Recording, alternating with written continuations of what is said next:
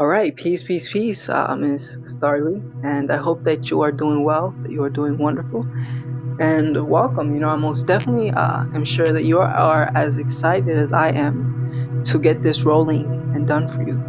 Now, this is going to be our first session, and in this session, we are going to be discussing the houses first to the sixth house, and I did do a little bit of studying and looking into your chart, and I did recognize a couple of interesting things that we'll be able to discuss later. And at the end of the day, this is going to be like a breakdown of your energetic makeup, and 100% in the long run, it's going to be constructive, you know what I'm saying, and positively contribute to your life and your journey. And I only bring that up because I do know that you've had glimpses and miniature insight into it in the past, and the information you may have gotten weren't the best. But the truth is, it's so vast. There are like good things and a bit of bad things, but I saw a lot of good things with the minimum of negative. You feel me? So I'm excited to dive into that for you and break it down. But anyways, let's begin with the first house. So before I get into the first house, these houses that we are discussing, the first to the sixth, they in a sense belong to the lower horizon. They're like below the horizon. And so because these houses are below the horizon, they more so deal with things in your life that are more so private, that are more so hidden, that are more so personal as well, that aren't really up in display for the public to see, right? Later in the second session, we'll discuss the houses above the horizon, which are houses that are more public, that are more recognized by people and all that good stuff. But anyways, so when it comes to your first house, right? Let's talk about what the first house is first. When you think of the first house, it's a value also to bring into consideration the energy of Aries, right? Aries and the first house, they're kind of synonymous with each other. Like naturally, the first house would belong to the energy of Aries, or the energy of Aries would belong in the first house. You feel me? So the first house is the house of one's personal life, one's personality. It also encompasses things like your body. It encompasses things like your health. But in general, as I've kind of touched a bit on our session on the phone, like the houses in general all signify a different department of life, and the first house signifies the personal department of life, your personal experiences, right? In the sense that you can be going through all types of stuff. We can even say you can be in a relationship, right? And in a partnership. And that in of itself is a completely different area of your life. When you're with your partner, right? That's the seventh house. But when you're by yourself and you're kind of, we can say, integrating experiences, or just in your own elements, in your own energy, right? Like in your, like your personal life, right? When you're experiencing and taking things personally, that's all like the first house. And so your first house energy is within the sign Gemini, right? So like I mentioned earlier, the first house embodies like the body and the physical appearance, because like your body and like the way that you look and like your physical appearance, all that good stuff, it's connected a lot to your personality as well. A lot of people just look at you and they assume all types of things about your personality by the way that you look. And sure, that's not completely accurate, but to an extent it kind of is. You know what I'm saying? Like you can kind of they say don't judge a book by its cover, but if that book has a specific title, then it's not too far-fetched to assume that the title on the book is what the book is about. You feel me? So yeah. Anyways,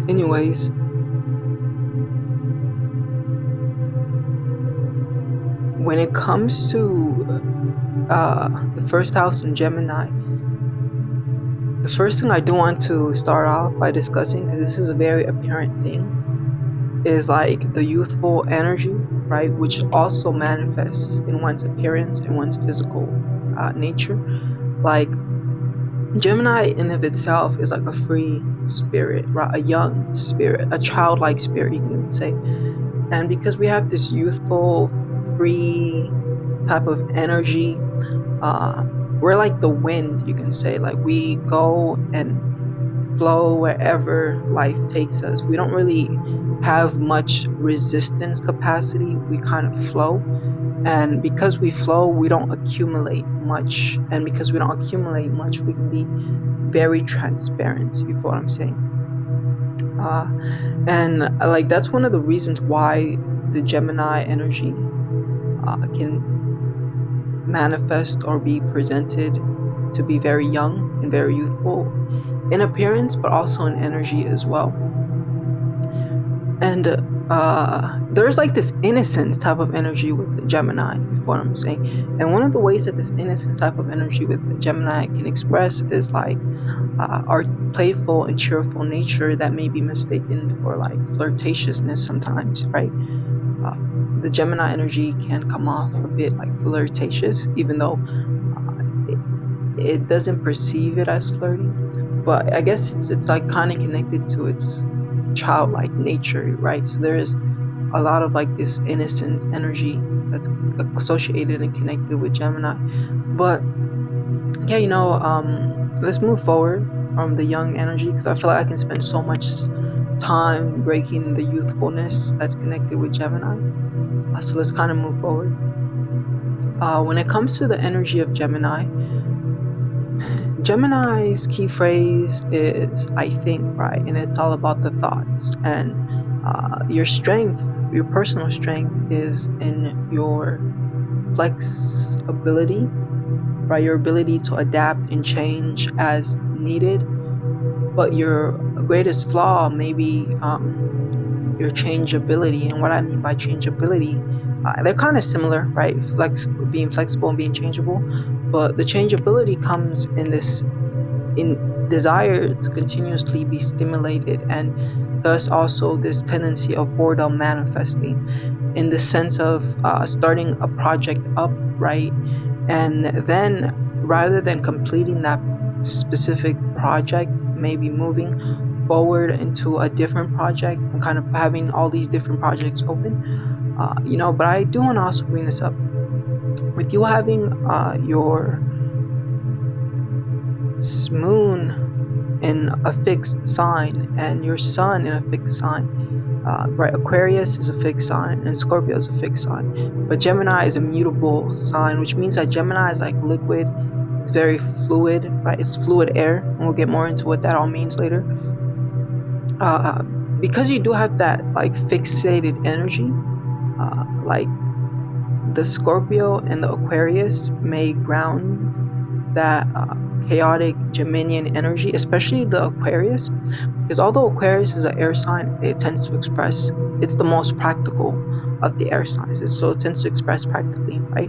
So for you, like that energy of changeability and always starting up new things and starting something up but then getting bored and then wanting to start something new, like that may not be too bad, but it probably is present and it probably is there.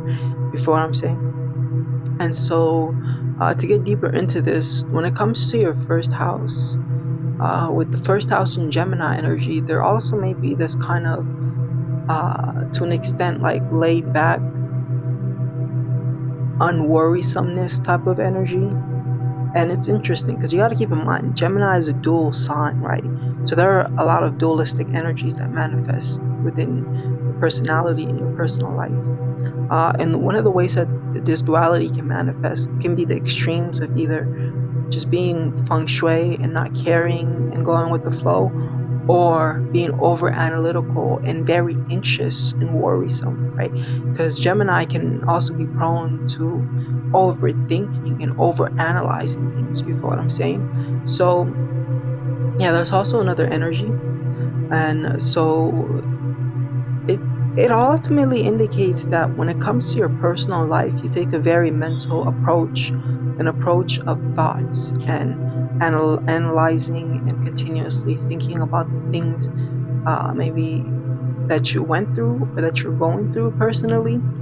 And so this may even indicate that when it comes to the things you go through personally, you have this immense ability to adapt and change as need be. I've already kind of talked about that, so we don't need to get deeper into it. Now, Gemini belongs to the first emanation, meaning it's one of the four first elements to manifest. Aries, Taurus, Gemini, and Cancer. These are the first elements to manifest, right? Fire, earth, air, and water, right? The first manifestations. So these energies are the rawest expression of the air. So Gemini is the rawest expression of the element of air. But then Libra and Aquarius are modifications. And Aquarius being the most modified, because Aquarius is the last air sign to manifest.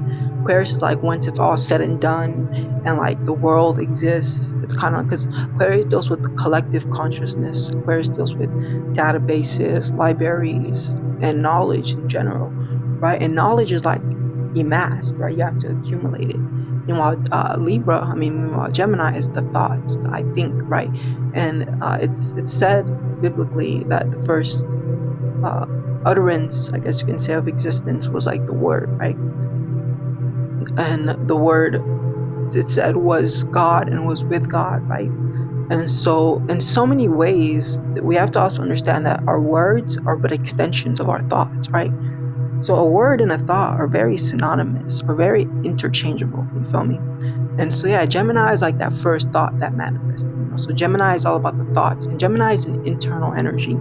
The energy of Gemini more so is inclined towards following the beat of its own drum, right? So you are more concerned with your own thoughts and the energies that the counsel and the advice that you're receiving from your mind than like what other people have to say. Like Aquarius is kind of more inclined toward hearing the world and what the world has to say. So from the perspective of your identity and you as an individual, part of this collective society, you may care a little bit more about what the world has to say and what people have to say. But when it comes to your personal life and your personal experiences, right, this is, and we'll get more into that later when we talk about the sun, the difference between the ascendant and the sun, because the ascendant and the sun, they're very, very similar, but they have slight differences.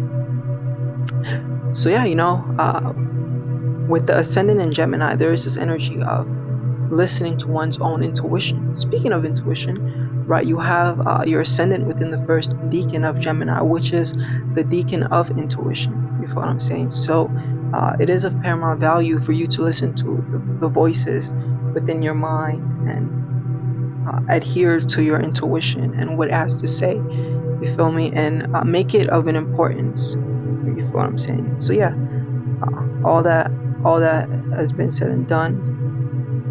Now, when it comes to your first house rulers, the first planet that is ruling over your first house, you have two of them, is Saturn. So Saturn is actually in your first house.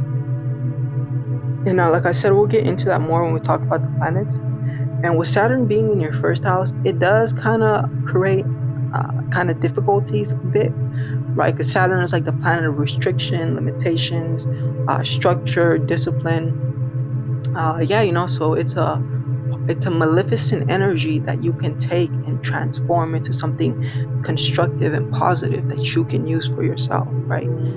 But in its raw essence, Saturn is harsh. In alchemy, Saturn is lead, right? And we know that lead is poisonous, and lead in its natural element is radioactive. I mean, most of the metals, when they come out of the dirt, are radioactive, but lead especially is very radioactive and poisonous, right? So when you learn how to change and transmute it, then lead becomes a very valuable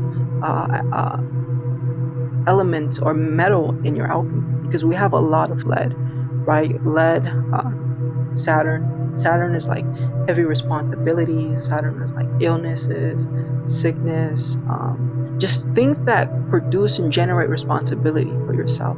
Feeling like you got the whole world on your shoulder type energy, and it's a dual energy, mainly playing out negatively, but it can play out harmoniously and positively too.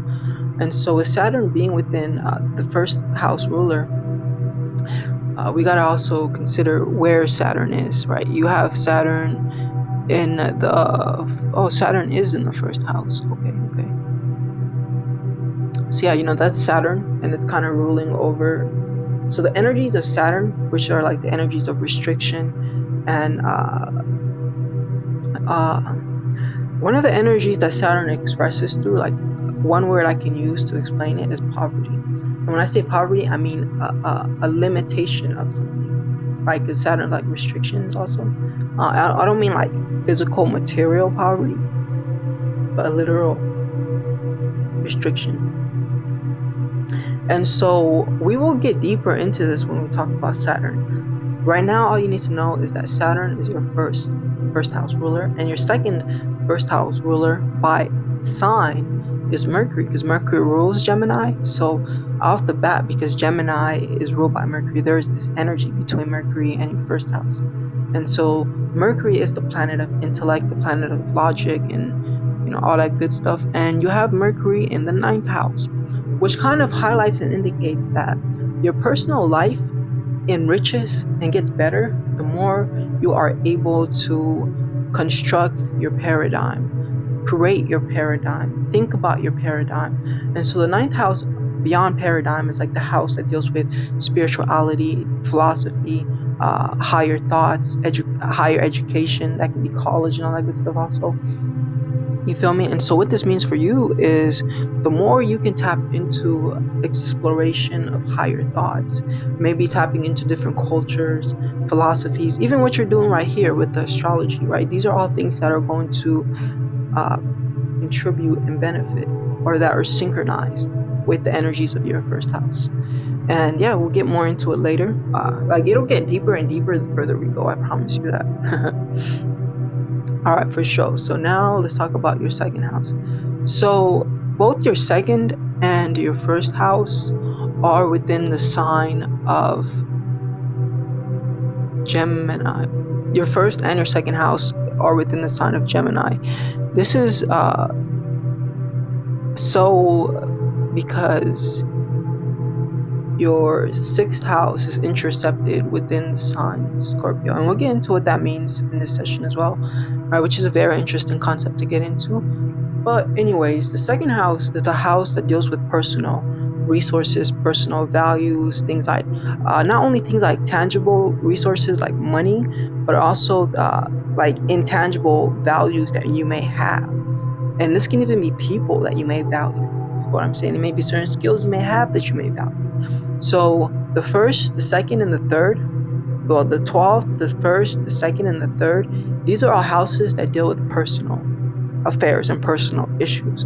12th house, it deals with things like self-undoing, the unconscious mind, certain limitations that are expressed as like limiting beliefs, you know what I'm saying?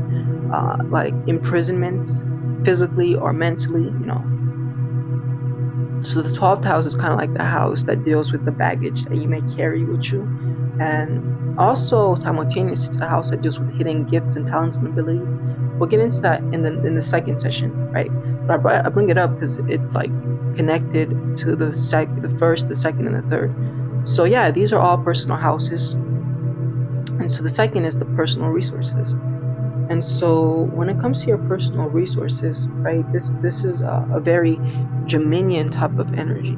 And so one thing about Gemini is very much business savvy, right? And so, well, with you having the 2nd house in Gemini, one of the things that you may find yourself valuing and putting a great measure to are things like your sorry, I gotta think. Are things like your thoughts, right? Things like thinking, things like logic, things like having wonderful conversations like the one that we had last night. Like these are all things that are of value to you. You feel me? And because Mercury is in the 9th house, you value things like spirituality, things like I wanted to use the term religion, but I guess the idea of what it's supposed to be, not the dogma and the indoctrination with that comes with it. Like that's not something that appeals to you, but in general, the expansive nature of religion, supposed to being a source for you to connect to God.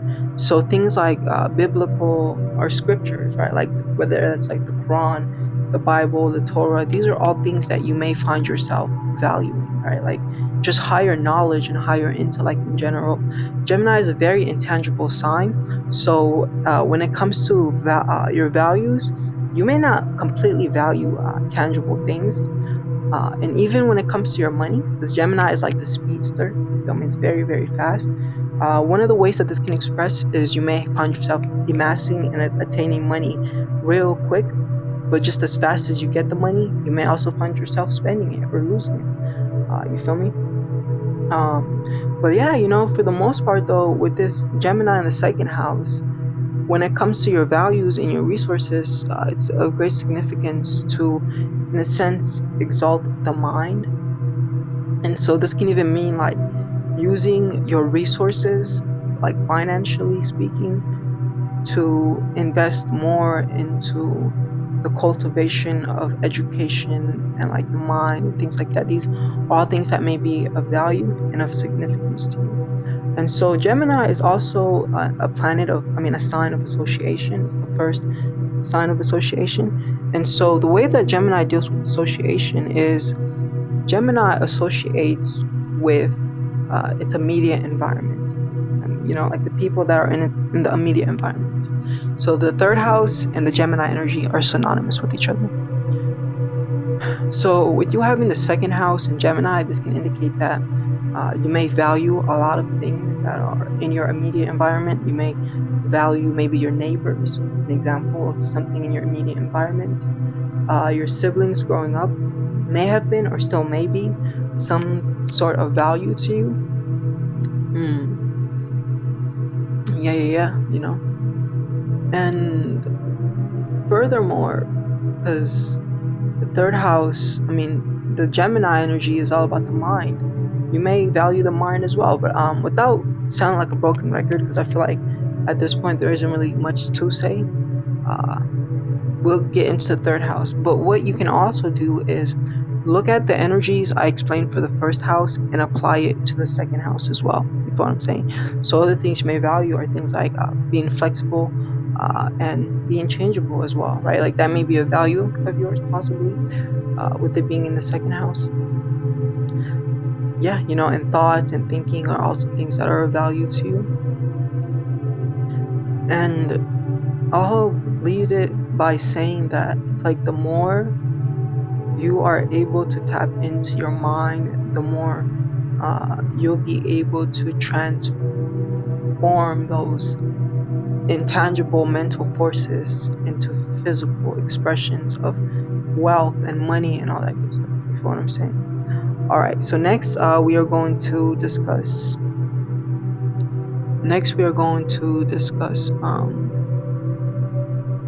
the third house. So your third house is in the sign of Gemini. My bad, it's in the sign of Cancer. And so as I broke down for you earlier, so because you have both the second and the first house in the sign Gemini, like because Gemini is taking up those two houses, because when I first broke it down, without looking at your chart, I was like, you probably have your third house in Leo, but you don't have your third house in Leo because Gemini has taken over two houses, and so the third house is in the sign following Gemini, which is Cancer. And so the third house is a house that deals with the energy of Cancer, of course, and so this energy of Cancer is all about emotions and feelings, right? And logic. Not logic, that's very contradicting for me to say. So yeah, it's all about emotions and feelings, and Cancer is all about the family. It's the most familial of the water elements, with the water signs. All the water signs are family orientated. They're all domestic, but Cancer is the most domestic. And so with you having your third house in Gemini, right, we got to dive a little bit deeper, right? First and foremost, let me go back to the second house. So I didn't mention the ruler of the second house, but Mercury rules both your first and your second house. You feel me? Now, to get into the energy of Cancer in the third house. So, the energy of Cancer in the third house. Cancer is a sign that deals with, I already broke down the emotions and all that good stuff. But furthermore, because it's ruled by the moon, and the moon is ruling your third house, uh, it's a very subconscious sign. You feel me? When you think of Cancer and you connect it to family and heritage and all that good stuff, it's also a value to understand the energies that were embedded within you subconsciously as a result of experiences you had in your childhood. You know what I'm saying? Experiences you had like growing up with your mother, all that good stuff. You feel me? And so it's most definitely all Cancerian energies. Most definitely all Cancerian energies. And so Cancer. How else can I say about Cancer? It deals with the subconscious mind. You feel me? It deals with the subconscious mind. And what they've been dealing with the subconscious mind, specifically with emotions, right? Because our subconscious is more emotional and our conscious is logical. You feel me? And so what this means is that when it comes to your frame of emotion, not your frame of emotion, but your mental environment, your immediate mental environment, like I was breaking it down for you earlier, it's more so dominated by emotions, and it's more so dominated by familial energies. And because that's like the primary energy that's within your third house, family and emotion, your immediate environment may be very dominated, you know what I'm saying, with the energy of family, right? Like like the babysitting of the children, last night was a great example of a Cancerian environment, right? Where it's all about taking care of, because the key words for Cancer are caring, nurturing, and it's also a sign that deals with feelings, right? Feelings as well. And so with the moon ruling over your third house, like energies of the moon are very prominent around your surroundings. And so the moon is also another planet that deals with the emotions. Yeah, we'll leave it at that. It deals with the emotions and it deals with family, right? So in a nutshell, what I'm trying to break down here is heavy familial ties and energies when it comes to your mental environments, but also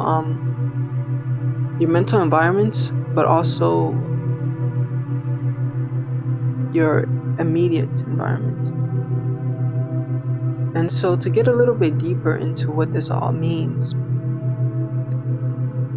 when it comes to the energy of Cancer, it's a value to understand that Cancer is tremendously, like that energy is tremendously influenced by its environment, right? Because it's a emotional sign. And so what this means for you as well is to be very attentive to the objects that are around your environment, the people that are around your environment, all that good stuff, and to make sure that they're more constructive to your growth than destructive. And this is because, Cancer deals with the subconscious mind. So it's like the things that are around your environment, they're more subconscious and they're more influence you subconsciously than consciously.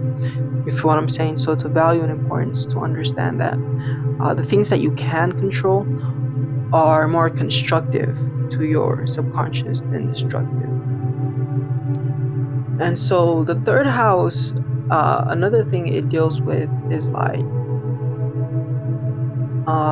in general, like skill sets, right? For instance, skill sets, which are also a Geminian thing, right? Because Gemini is like the jack of all trades. We tend to be very skillful. The third house, the house of Gemini, also deals with skills. And so with you having the third house in Cancer may indicate that you may have phenomenal skills in like the maternal energy, the taking care of and nurturing energies. And maybe you may be a great cook. You may be very caring and loving and just nurturing, and kind of know possibly also how to appeal to people's emotions. And that brings me to the communication aspect of the third house, right? It's also a house that deals with communication, written communication, verbal communication, alongside the energy of Mercury, right? Because Mercury rules traditionally or naturally the third house. And so when it comes to your communicative abilities, you may have this ability to entice emotions into people through the way that you communicate. You know what I'm saying? So yeah, that may be another aspect of it as well. Having a capacity to move a person's subconscious through conscious dialect, because and this kind of goes into you know tonality, right? It's like not about what you say, but how you say it. You feel me? And like the way that you say it has like emotions behind it. You feel what I'm saying? And it's like when you speak with emotions, then you kind of bypass a person's conscious mind and you're speaking to their unconscious. You're speaking to their emotional energies. You feel what I'm saying? But yeah, so that's like the third house. Now let's get into the fourth house. So your fourth house is within the sign of Leo. Okay, so it's within the sign of Leo. So actually, the recent full moon that happened took place in your fourth house, not in your third house, but in your fourth house, right? And so let's get into what the fourth house is. So the fourth house is the house that deals with family. It's the house that deals with your like home life. And so now we're getting into the companion houses. We just finished the personal houses, which were the third, the second, third, second, first, and fourth. And one other thing I'll say about the energy of your third house is also be mindful of the fact that a lot of the thoughts that you harbor within your immediate mental environment deal with family related things, deal with emotion related things, feelings, etc. Feel me? So you may spend a lot of time in processing thoughts through your Mercury, right, that are familially orientated. And yeah, we'll get more into that, like I said, when we get into like the planets and all that good stuff. Now, when it comes to the energy of the fourth house, so your fourth house is in the sign of Leo, right? And we already discussed how now we're getting to the companion houses. Fourth house deals with the companions of the home, deals with like your family. It deals with your father, your mother, more so your father than your mother. Because in a sense, the father is typically the one that kind of runs the home, if that makes sense, in a sense. But then, the mother is usually the one who instills the child's beliefs and perceptions upon reality, like my experiences, even with my mother, right? My father would go out and work, and then my mother would be the one at home. She'd be the one who would kind of teach us certain things, right? Kind of, being grown up in a religious environment, she would teach us about things like from the Quran, because we were more so Muslim. And so she shaped a lot of my perception on life, you feel what I'm saying? And so like the mother is more connected to the 10th house, which is in a sense like in a sense your perception on life, and also your reputation and what you're seen for and what you're recognized for, and the mother kind of implants those seeds in those early ages that go on to blossom when you are grown up, and these are things that are seen by you. But yeah, that's a whole different story, because in this day and age, like the school and like the technologies are kind of taking over that role that the mother is supposed to fulfill, in regards to teaching and educating and showing them life. You feel what I'm saying? But that's a different story though. So yeah, that's what the fourth house signifies: family, home life, companions of the home, etc. And so with you having Leo in the fourth house, Leo is ruled by the sun, so this makes your fourth house ruler the sun. You feel me? And so with your fourth house ruler being the sun, there's this energy of like pridefulness that can in a sense manifest when it comes to your family and your home, like the energy of the home, in the sense that Leo is a sign that deals a lot with how one's identity and how one perceives oneself. like the self-image and all that good stuff. And it's a fire sign. It's like a sign that's connected to the lion, right? So it's very royal energy connected to the sun, right? And so a lot of the times when there's the fourth house in Leo, there is this energy of kind of perceiving one's family as an extension of one's identity, for what I'm saying. And so thus not really, yeah, and thus having pride and all, and like pride in family, you feel what I'm saying? Like, man, essentially is one of the best ways I can put it with the Leo in the fourth house.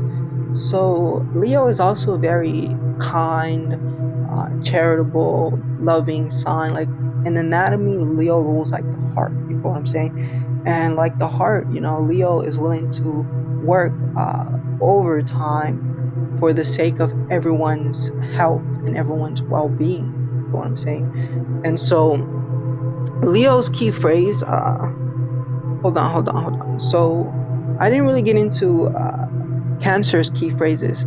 So the primary key phrase for Cancer is "I feel." What I'm saying, and Cancer is all about feelings and emotions. And so the strength connected with Cancer is its tenacity, its ability to endure and go through so much stuff. But its weakness is in its touchiness, right? And when you think of Cancer, you can think of the crab, which represents Cancer. And the thing with the crab is it has like this exoskeleton that's very tough, right? And very, very durable, and doesn't really break easily. That's kind of like Cancer's exterior, an ability to go through all types of stuff in life and not give up. But then inside, like there is this mushy flesh that's very, very vulnerable, and that's like the Cancerian energy. And so that's very much applied when it comes to your mental environment as well. Like for the most part, you do have a great capacity to withhold, I guess you can say, mental trials and tribulations. But when things are very close and dear to your heart, maybe connected to your childhood, then that may be times where you may break, possibly. Yeah, let's look at where you have your sun. Yeah, we'll get into your moon later when we get into it. There's a lot of interesting things to talk about with the moon energy. But yeah, so that's like the energy of the third house. And so back to the fourth house, so that is very much Leo. It's very much kind and loving, and like the heart willing to, in a sense, sacrifices. And so the key phrase for Leo is will, right? It's all about the willpower, the things that you are willing to do. And it's like affirmation or thought trend is, I will. You feel what I'm saying? And so for you, a lot of your will and a lot of your energy is directed towards family. And because you have that sun in Aquarius in the ninth house, this can even be like strangers or foreigners in regards to familial energy. Like maybe you may be involved in philanthropic work, or just being very kind and not only taking care of the family, your immediate family, but possibly extending into maybe taking care of like community or something like that. Like that's a possibility. I'm just throwing it out there for sure. But yeah, for the most part with the Leo energy, though, there is a lot of this energy of will that gets directed towards family. You feel what I'm saying? Family kind of being one of those things that's very centric in one's life, right? With this, Leo is like the sign that's ruled by the sun, and the sun is like a center type of energy, right? This may even indicate that you may find yourself giving a lot of attention to your family life, right? Fourth house being in Leo. But for the most part, though, with Leo being in the fourth house, it kind of indicates that, well, first and foremost, Leo is like the sign of offsprings, right? The sign of children. It's a sign of fun and entertainment as well, right? And so this may also, like, to give an example again from our conversation we were having last night. So the home life is the fourth house, and the environment is the Leo energy. The fact that there were like, the kids, they were there. They did sound somewhat playful, like they were enjoying themselves and entertaining themselves. Because Leo is also a sign of entertainment. But not to dissect it too much, Leo deals with offspring. So the fact that you may find yourself uh, being maybe a lot of the times the babysitter, possibly, or always having kids in your home environment, maybe may be a possibility with Leo energy, because like I said, Leo deals with children and offsprings as well, and it also deals with animals too, so maybe you might have like that family pet or whatever. And so yeah, for the most part with the Leo energy, when it comes to your home, it may be very vibrant. Possibly there may be like energies of like the sun, and like I would also recommend, if there isn't that, for you to kind of bring energies of the sun, like maybe pictures or decorations of like orange, and put orange colors all around, because orange is it's more vibrant than the color yellow, right? Like orange is more life, but then yellow is like joy and happiness and enjoyment, and it's also a more social energy. So yellow is more like the energy of Venus, but orange, it's rawness and it's like creative force, because right, the orange color is like the color of the sacral chakra, and the sacral chakra is the chakra of creativity, right? So it's the sun. So yeah, putting orange colors around, making it a bit more vibrant, maybe something good and constructive. Leo being a fire sign is going to indicate a lot of energy within the household, possibly as well. And yeah, for sure, I would leave it at saying that the home may be possibly very entertaining. Yeah, entertainment. Maybe you may have like the greatest entertainment systems at your crib. Who knows? You feel what I'm saying? Yeah, it's like this energy of entertainment. Leo is all about entertainment. You feel what I'm saying? And my apologies. It's getting dark. It's getting late. So bear with me. But anyways, yeah. So now let's move to the fifth house. When it comes to the fifth house, you have Virgo, right? Virgo is ruling over your fifth house. And the first ruler of your fifth house is Pluto. And then the second ruler of your fifth house is Mercury. Is interesting energies. So to get into the fifth house, right? When it comes to the fifth house is the house connected to the energy of Leo, right? So everything I explained about Leo is also connected with the fifth house energy. So the fifth house is the house of pleasure. It's the house of entertainment. It's the house that deals with dating and one's like intimate life, right? Like sex life and all that good stuff. It's the house that also deals with like creativity. It's the house that deals with offsprings and children as well.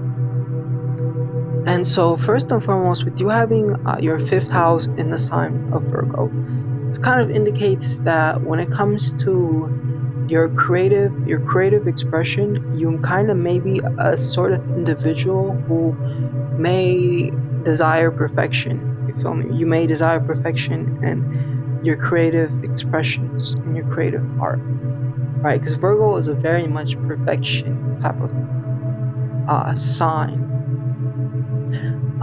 But furthermore, because the fifth house is also like the house of play, this may possibly be an indication that there may be like this energy of confusion, I kind of want to say, in the sense of confusing work and play, or just finding work to be very fun and a source of entertainment. You feel me? And so with Leo and Virgo, okay, so my bad, with the fifth house in Virgo, this energy, it's like it may even possibly play out in a manner of like cautious and caution. Virgo is very much the sign of like analyzing and making sure that everything is good and everything is great. So the way that this energy in the fifth house may play out is before like really allowing yourself maybe to express yourself or allowing yourself to be creative, there may kind of be this anxious energy, or like this anxious energy manifesting because of a desire to want to attain perfect expression.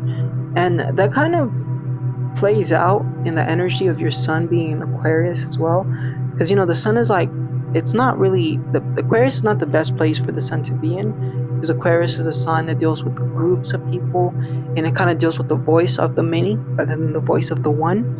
Like, Leo and Aquarius oppose each other, and Leo is like the sign that the sun loves to be in. The sun rules that sign, but then Aquarius is like the opposite sign to the sign that the sun wants to be in.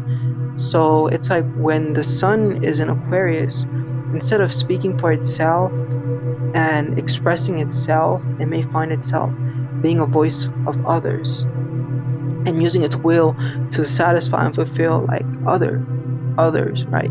Type of energy. And we'll get more into that later when we talk about like your planets, right? For sure. But that kind of expresses a little bit here with like you having the fifth house in Virgo. Ultimately, with the fifth house in Virgo, like another thing that may play out here, with the fifth house being offsprings, and then Virgo being the sign of labor, Libra. So I don't know. I was talking so fast to kind of combine Virgo and labor together. But anyways, Virgo being the sign of labor, right? One of the ways that this may play out is maybe when it comes to expression and art and fun. Sometimes that may feel like more work. Like having fun may feel like something that's work than play, possibly. And one of the ways I can see this being a possibility is like what am I saying? Like your moon is in the sixth house, and with your moon being in the sixth house, there can be like this workaholic type of energy that may manifest. And so what you may prioritize to an extent is work. And so that may be where you attain your pleasure and value. And so when you're playing, it may kind of be out of your element to an extent and kind of feel like, oh, I have to do this because you may make up some excuse or whatever, but it may not truly genuinely feel like play. It may feel like work, like playing work. I hope that makes sense. But yeah, so to get deeper into this energy, Virgo in the fifth house can also play out as the offsprings kind of themselves being like enjoyable, sure, yeah, for sure, but also work. Like, and I think this kind of piggybacks to the fourth house energy of Leo and being proud of like the family. It may be because there may be a lot of like energy put into the offsprings of perfection and kind of wanting them to be a certain way and putting in a lot of work towards your children and your offsprings, and then as a result of them kind of being a source of pride for you. If that makes sense, I hope that makes sense. But if it doesn't, what I'll do for you also is I'll throw in this bonus, right? And I won't charge you for this. After the session, if you have any questions, we'll get on a phone call. And, what I'll do is I'll kind of dive deeper into any questions you may have or anything you may want me to go deeper into. Any clarifications you may want me to make, right? We'll definitely dive into that later. But yeah, okay, so now let's get into the sixth house, right? The sixth and final house. And so your sixth house is in the sign of Libra. So the sixth house is the house that deals with labor, it deals with work, right? It deals with labor and it deals with work. It deals with okay, so there are within astrology there are wealth houses, wealth houses, life houses, association houses, and psychic houses. The first, the fifth, and the ninth house are life houses. They deal with things that we encounter and experience in life. The second, the sixth, and the 10th house are wealth houses. They deal with things that correlate towards our wealth. And then the third, the seventh, and the 11th house are association houses. They deal with the people we correlate with and have to deal with in our life. And then the 4th, the 8th, and the 12th house, these are psychic houses. They deal with things that are beyond the physical world.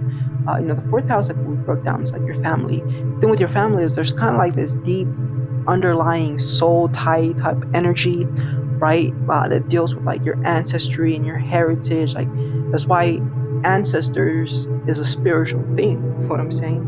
And your ancestors is it's a 4th and an 8th house thing for sure. But yeah, so the 2nd house is the house of wealth. It's like the custodian of your wealth. It's like the treasure of your wealth. You know what I'm saying?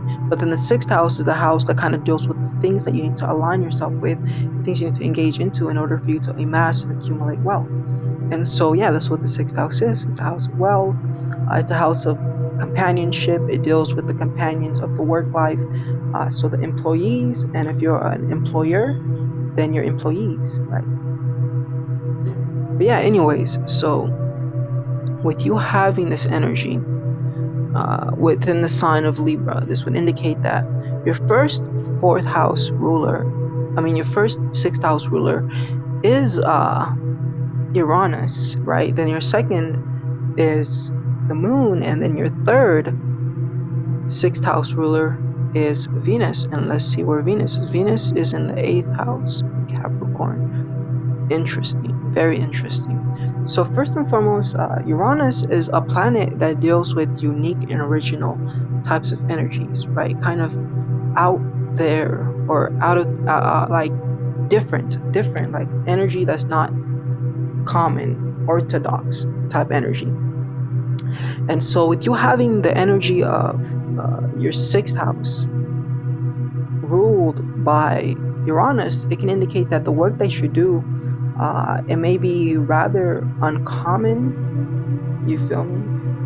When I say uncommon, what I mean is like very unique and very different. Like it may not be conventional. It may not be like a 9 to 5, and it may not even be like, okay. Like it may not be steady. And when I say steady, I mean like it may kind of be like you get like freedom, right? A freedom to work when you want to work. Because Uranus also deals with freedom and unique expression as well. So very independent energy as well.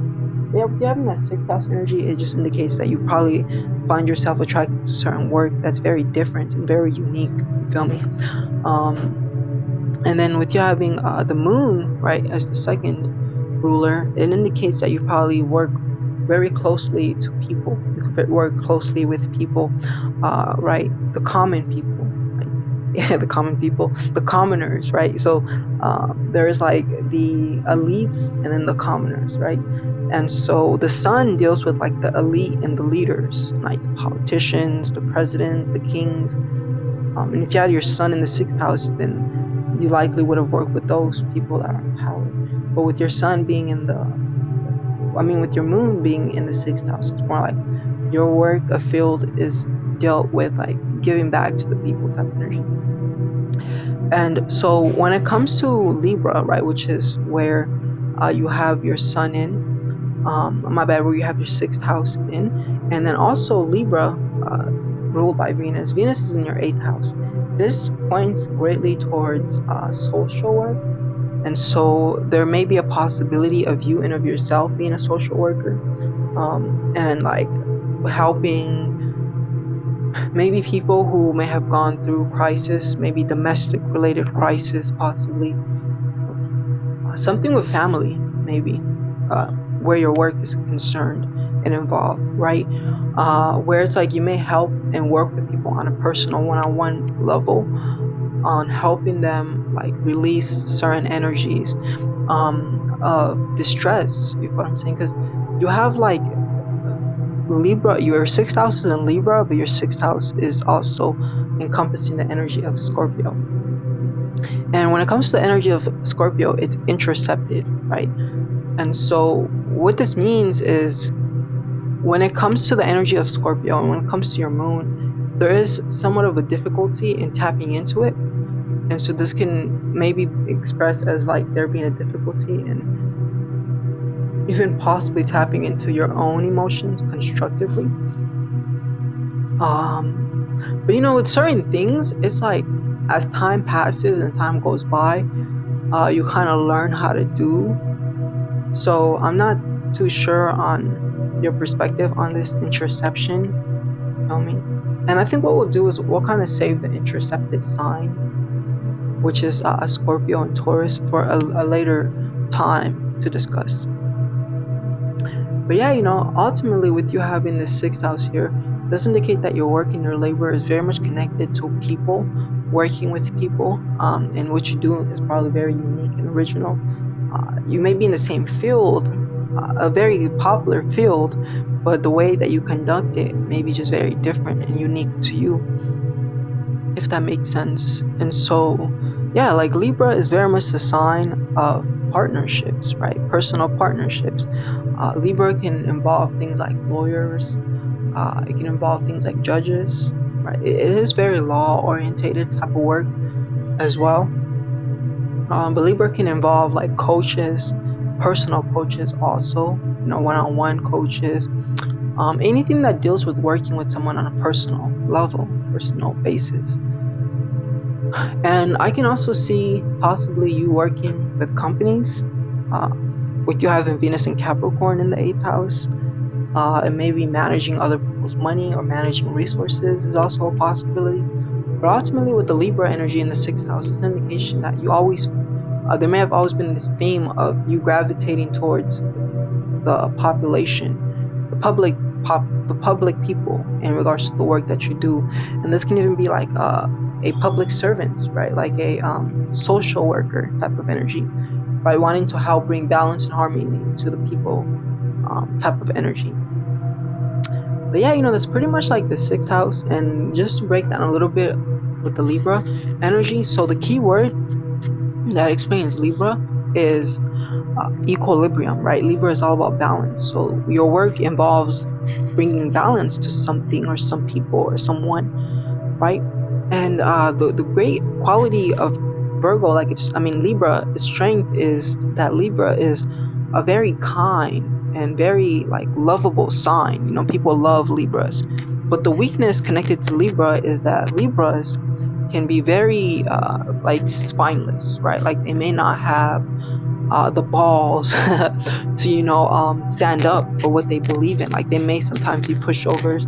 So maybe that may manifest where it comes to your work life, like maybe being too kind, and if it's like, let's say, services that you offer, maybe there may be, to give an example, like maybe you changing prices for your clients, maybe, or that type of energy is a possibility for sure.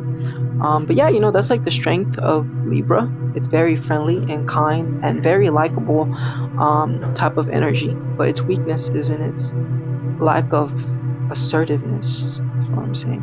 It's not combative at all. But yeah, that's pretty much the first session, right? The first through the 6th house. I definitely look forward to hearing your feedbacks and your thoughts on this. Yeah, and like I said, if you have any questions, we can most definitely tap in to a phone call, right? Which will be like a bonus, like that'll be free. And I'll kind of be more than happy to dive into any of these houses a bit deeper for you and explain certain things a bit more for you, if you know what I'm saying. But yeah, let's definitely get into doing the next session. I'm most definitely excited to help you with that and break that down for you. And yeah, after we get done with these sessions and discussing your birth chart, then we'll get into mental alchemy, where we'll learn how to apply certain things to alter and change the way that energy is expressing through your blueprint or your energetic signature, right? But yeah, other than that, peace, peace, peace. I hope you have a beautiful, lovely day. Namaste.